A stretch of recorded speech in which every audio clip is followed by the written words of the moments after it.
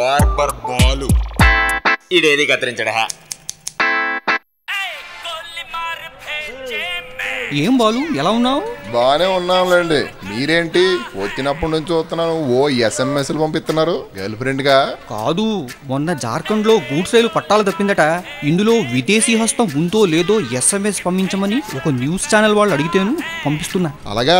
అయితే మొన్న నా షేవింగ్ కిట్ లో వాడొదిలేసిన ఒక పాత ప్లేట్ కనిపించట్లేదు.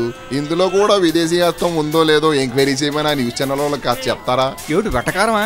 మీ మీద మమకారం. అడ్డమైన వాటికి ఆన్సర్లు పంపిస్తూ ₹6 బొక్కెట్టుకుంటారు ఎందుకండి? అదేమిటి, దేశ పౌరుడి కాదు నా బాధ్యత.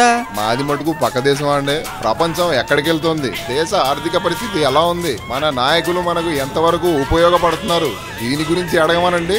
ఉపయోగం ఉంది. అదేదో జంతువు గుడి చుట్టూ తిరిగిందనో, జనాలు లేని గూడ్సు రైలు పట్టాలు తప్పిందనో, ఎవరినో ఎందుకో మర్డర్ చేస్తే ఆ న్యూస్ వల్ల నాకు లాభం ఏంటండి? జనాల్లో అవేర్నెస్ వస్తుందో. మీరు స్టైల్ గా ఇంగ్లీష్ లో చెప్పారు కానీ మాస్టారు, తెలుగులో చెప్పాలంటే ఎవరికైనా ఎవరినన్నా చంపాలన్న ఆలోచన ఉంటే ఫీజులు లేకుండా మర్డర్లు ఎలా చేయాలో కోచింగ్ క్లాసులు ఇంట్లోనే టీవీలో చూసినట్టు ఉంటుంది. ఏటంటారు? బార్బర్ బాలు ఇదేది కత్తిరించడా.